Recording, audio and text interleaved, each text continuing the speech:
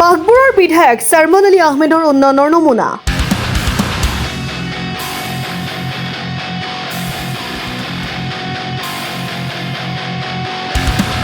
ব্ৰহ্মপুত্ৰৰ গৰাখহনীয়াই নিশ্চিহ্ন কৰিছে সোণাবৰী গাঁও।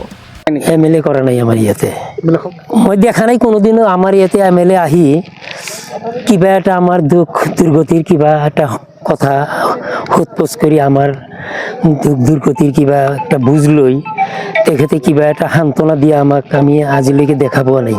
উচন হৈছে দুখনকৈ প্ৰাথমিক বিদ্যালয়, কমিউনিটি চেণ্টাৰ, পঞ্চায়তৰ কাৰ্যালয়, সোণাবাৰী বজাৰ। বিধায়ক সাৰমান আলী আহমেদৰ বিৰুদ্ধে ক্ষোভ ৰাইজৰ। এতিয়া চাওক, মোৰ মতেতো মই সাৰমান আলীক ভোট নিদিওঁ। এমএলএ আৰু ক'ত কাম কৰিছে? আমাৰ ইফালে আমাৰ সোণাবাৰী ইফালে কোনো এমএলএ নদীৰ গৰাখহনীয়াৰ কোনো কাম কৰা নাই। বাঘবৰ বিধানসভা সমষ্টিৰ অন্তৰ্গত সোণাবাৰী গাঁৱত ব্ৰহ্মপুত্ৰ নদীৰ গৰাখহনীয়াই কাল ৰূপ ধাৰণ কৰি গাঁওখন সম্পূৰ্ণৰূপে নিশ্চিহ্ন কৰিছে যদিও গৰাখহনীয়া প্ৰতিৰোধৰ বাবে কোনো ব্যৱস্থা গ্ৰহণ কৰা নাই বিধায়ক সাৰমান আলী আহমেদে। ইতিমধ্যে গৰাখহনীয়াই উচন কৰিছে গাঁওখনৰ 659 number Sonabari LP school, 1666 number Balagaon প্ৰাথমিক বিদ্যালয়, এটি অংগনবাড়ী কেন্দ্ৰ, কমিউনিটি চেণ্টাৰ, সোণাবাৰী গাঁও পঞ্চায়তৰ কাৰ্যালয়, ডাকঘৰ, মছজিদ আৰু সোণাবাৰী আঞ্চলিক বজাৰ।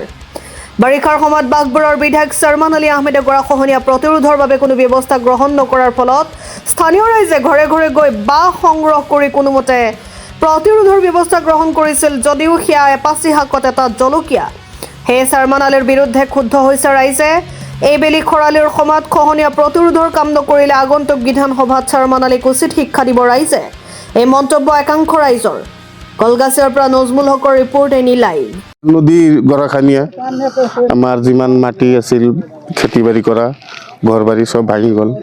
এতিয়া মানে বহুত কষ্টকৈ চলি আছোঁ।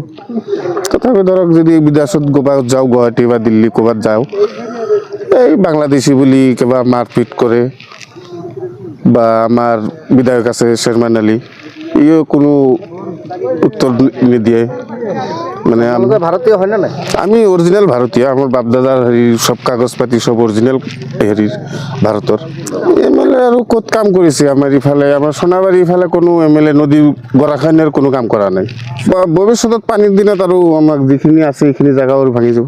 বিচাৰিছোঁ মানে যদি এতিয়াও যদি আহি অলপ যদি আমাক হেৰি গৰাখহনীয়া ৰোধ কৰি এতিয়াও যদি কৰি দিয়ে, এইটো বান্ধি দিয়ে বাঁহৰ হেৰি দি প্ৰটেকশ্যন দি দিয়ে, অলপ চলপ থাকিব পাৰিম চাগে। কাম নকৰিলে সেই আগৰ নিচিনাই হ'ব। যেতিয়া যিখিনি গৈছে মাটি বাৰী, এইখিনি বেলেগৰ পৰা লৈছোঁ, এইখিনিও যাব। পিছত আৰু আমি এনেকৈ ভুগি ভুগি থাকিব লাগিব। এতিয়া চাওক, মোৰ মতেতো মই সাৰমান আলীক ভোট নিদিওঁ। মই এতিয়া নতুন কিবা হেৰি ভাবিছোঁ, বেলেগ ভাবছোঁ, চাওঁ কি হয়। আমাৰ ইয়াতে যিখিনি উন্নতি হৈছে সেইখিনি আপোনালোকৰ চকুৰ আগতে দেখাই আছে। এইখিনি আমি এই যে সন্মুখত যিটো আমাৰ বাঁহৰ পাৰ্কো বাইন দিছে, এইটো আমি ৰাইজে দিছোঁ। ৰাইজৰ মানে কিবা পইচা দিছোঁ, অলপ ঘৰে ঘৰে গৈ বাঁহ উঠাইছোঁ, আনি বাঁহ কাটি আনি এইখিনি আমি কাম কৰিছিলোঁ। এমএলএ কৰা নাই নেকি? এমএলএ কৰা নাই আমাৰ ইয়াতে, মই দেখা নাই কোনোদিনও আমাৰ ইয়াতে এমএলএ আহি কিবা এটা আমাৰ দুঃখ দুৰ্গতিৰ কিবা এটা কথা সোধপোছ কৰি আমাৰ দুঃখ দুৰ্গতিৰ কিবা একটা বুজ লৈ তেখেতে কিবা এটা সান্ত্বনা দিয়া আমাক আমি আজিলৈকে দেখা পোৱা নাই। তেখেতক ভোট দি আমাৰ লাভ হৈছে, নোহোৱা নহয়। এইখিনি আমাৰ ঘৰ বাৰীগিলান ভাঙিছে, আমি কিবা কিবি কৰি ইয়াৰ পৰা বেলেগ ঠাইলৈ লৈছোঁ বহুত কষ্টেৰে। লাভালাভৰ ভিতৰত এইখিনিয়ে হৈছে। এইবাৰ আকৌ আহিব ভোট খুজিবলৈ, কি ক'ম? এইটো ৰাইজৰ কথা, ৰাইজে যদি তেখেতক ভোট দিয়ে হ'ব। আমি মানে যিখিনি জানো তাতে ৰাইজৰ মানে আমাক যিখিনি শান্তি তেওঁ দিছে, সেইখিনি শান্তিৰ বিপৰীতে যি পাব লাগে পাবহি। এইটো ক'ম যে ৰাইজে ভোট নিদিব বা আমি নিদিওঁ, এইটো ক'ব নোৱাৰোঁ। ভোট কোনে কাক দিব ৰাইজৰ কথা। ৰাইজৰ বিভিন্ন দল আছে, বিভিন্ন দলে ভাল পায়। তেওঁ জিকিব নাই এইবাৰ? মোৰ মতে আমাৰ ইয়াতে যিখিনি কাম কৰিছে আৰু যিখিনি মানে হেৰি আছে সেইখিনি মতে জিকিব নালাগে। জিকাৰ কোনো সম্ভাৱনা আমাৰ ইয়াতে নাই। সৌফালে চাইছে, আমাৰ সিফালে আন এটা পৰিপূৰ্ণভাৱে এটা গ্ৰাম এটা আমাৰ আছিল। লগতে আমাৰ আঞ্চলিক বজাৰ আছিল, প্ৰাইমাৰী স্কুল আছিল, কমিউনিটি হল আছিল, পঞ্চায়ত ভৱন আছিল। আমার মসজিদ আছিল, পোস্ট অফিস আছিল, একের পর এক ভালোই প্রায় আমার মানে সকলো যাবতীয় বস্তু আমার সাধারণ সামগ্রী যি লাগে আমি সংগ্রহ করার ব্যবস্থা আমার আছিল।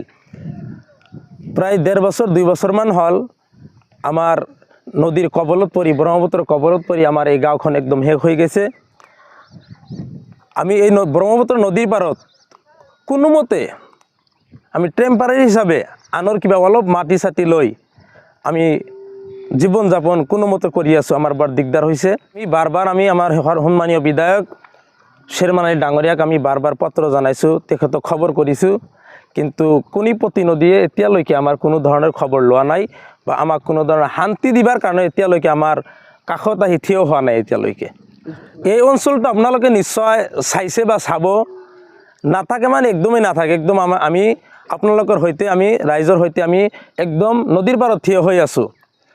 এতিয়া একদম শুকানৰ দিন তথাপি আমাৰ ওচৰত পানী আছে, ইমান ডাঙৰ ইমান মানে স্পীডত পানী আহে যে মানে আমি কেতিয়াবা সময় এনে হয় আমাৰ মছজিদৰ কথা কওঁ, আমি গাঁৱৰ ৰাইজে বজাৰসমূহো মানে একেলগে গৈ আমি মানে মছজিদখন মানে তাৰ পৰা যে আমি ৰূপান্তৰণ কৰাৰ সময় আমাৰ হাতত নাছিল। আমাৰ মছজিদৰ সম্পত্তি বস্তু বহুকেইটা বস্তু আমাৰ নদীত লগে লগে আমাৰ চকুৰ সন্মুখতে গৈছে। আমাৰ এতিয়ালৈকে আমাৰ এই গৰাখহনীয়া অৱস্থাত আমি যে নদীৰ কবলত পৰি আছোঁ, আমাৰ কাষত থিয় হৈ বা আমাৰ নদীখন মানে ৰখাবৰ কাৰণে এতিয়ালৈকে আমাৰ বাবে কোনো ধৰণৰ বিধি ব্যৱস্থা তেখেতে লোৱা নাই। 15 বছৰ মাজত যদিও কেতিয়াবা আহিছে আমাৰ ইয়াত আহাতে মই কৈ আছোঁ, লগতে আমাৰ লগত যি মানুহ আপোনালোকে শুনা পাব, যদি আহিছে ৰাতিত আহিছে 5-10 মিনিটমান যদি কথা, এবাৰ দুবাৰমান আহিছিল, যদি কথা পাতিছে, কিন্তু সোণাবাৰী জিপিৰ উন্নতি হিচাপে মানে আমাৰ ৰাইজৰ চকুত এনেধৰণৰ কোনো কাম আমি পোৱা নাই। আমাৰ সোণাবাৰী তথা নৱগঠিত 64 নং বালুকুৰি জিপিৰ অধিকাংশ ৰাইজে তেখেতক নিবিচাৰে, তেখেতক নালাগে। আমি ৰাইজে বেছিভাগ ৰাইজে আমি সিদ্ধান্ত লৈছোঁ, এইবাৰ আমি ডক্টৰ হাফিজ ৰফিকুলক আমি বিপুল ভোটে জয় কৰিম।